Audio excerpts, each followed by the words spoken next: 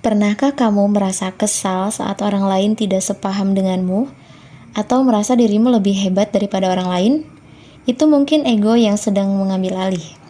Ego adalah bagian dari kita yang seringkali membuat keputusan berdasarkan perasaan, bukan logika atau empati. Tapi, pernahkah kamu berpikir bagaimana jika ego kita dikelola dengan bijak? Dalam video kali ini, kita akan bahas cara-cara praktis untuk mengendalikan ego. Karena saat kita bisa mengatur ego, kita bukan hanya bisa hidup lebih damai, tapi juga bisa menjadi versi terbaik dari diri kita.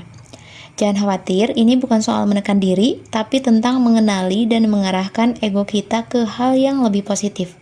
Jadi, jika kamu siap untuk mulai menata diri dan hidup lebih seimbang, simak terus video ini. Ada beberapa langkah sederhana yang bisa langsung kamu praktikkan untuk mengendalikan ego dan menjalani hidup yang lebih damai dan penuh rasa syukur. Yang pertama, no, kamu gak spesial. Dunia tidak berputar di kamu aja. Selalu ada orang yang lebih hebat dari kamu. Kompetisi haruslah dengan diri sendiri, bukan dengan orang lain. Kita sering terjebak dalam perasaan bahwa kita adalah pusat dunia, apalagi dengan media sosial yang sering menunjukkan pencapaian orang lain. Tapi kenyataannya, dunia tidak berputar di sekitar kita.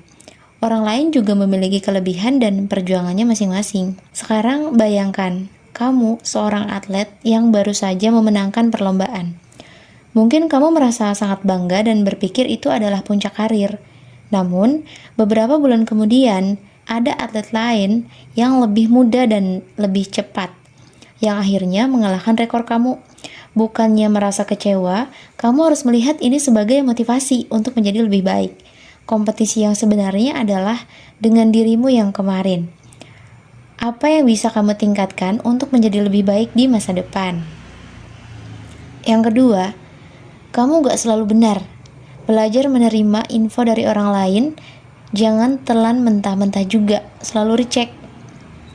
Ego kita seringkali merasa kita selalu benar dan enggan mendengarkan pendapat orang lain. Namun, penting untuk menyadari bahwa kita bisa saja keliru. Selalu lakukan verifikasi dan buka pikiran untuk belajar dari orang lain. Pernahkah kamu mendengar tentang teori konspirasi yang beredar di media sosial? Banyak orang yang langsung percaya tanpa memeriksa kebenarannya. Contohnya, ada orang yang percaya bahwa vaksin bisa menyebabkan penyakit berbahaya. Padahal, sudah ada banyak riset ilmiah yang membuktikan sebaliknya. Jika kita tidak terbuka dan terbiasa mengecek informasi dari sumber yang terpercaya, kita bisa terjebak dalam kesalahan besar. Sebelum memutuskan sesuatu, pastikan untuk selalu memverifikasi data, bukan hanya sekedar menerima pendapat yang ada. Yang ketiga, perlakukan orang lain sebagaimana kamu ingin diperlakukan. Rasa hormat bukanlah hak istimewa, tetapi kewajiban. Kadang-kadang, ego kita membuat kita merasa lebih superior dan menganggap orang lain tidak setara dengan kita. Padahal, setiap orang layak diperlakukan dengan hormat tanpa memandang status atau posisi mereka. Sekarang, bayangkan kamu adalah seorang bos yang memimpin di perusahaan. Terkadang, ada kecenderungan untuk memperlakukan staf dengan cara yang kurang menghargai, seperti berbicara dengan nada tinggi atau meremehkan pendapat mereka. Namun, cobalah sejenak untuk membalik perspektif. Apakah kamu ingin diperlakukan dengan cara yang sama jika kamu berada di posisi mereka?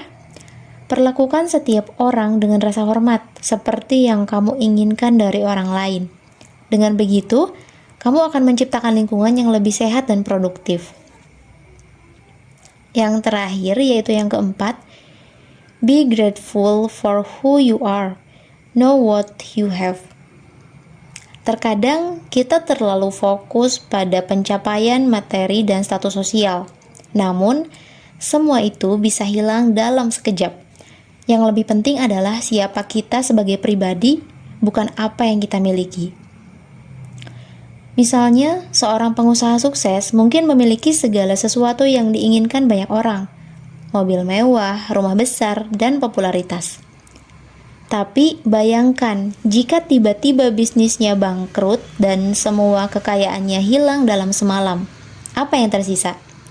Tidak ada yang bisa membawa materi tersebut ke kuburan kalau misalnya pemiliknya meninggal. Yang lebih penting adalah rasa syukur atas diri kita sendiri, kemampuan, karakter, dan hubungan dengan orang lain.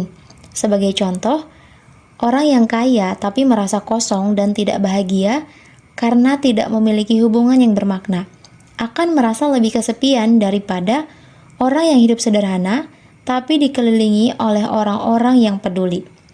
Dengan memahami dan mengendalikan ego kita, kita bisa menjadi pribadi yang lebih bijaksana dan damai. Fokuslah untuk menjadi lebih baik dari dirimu yang kemarin, buka pikiran terhadap informasi baru, perlakukan orang lain dengan hormat dan hargai siapa dirimu, bukan hanya apa yang kamu miliki. Dengan demikian, kita bisa hidup lebih seimbang dan lebih bahagia.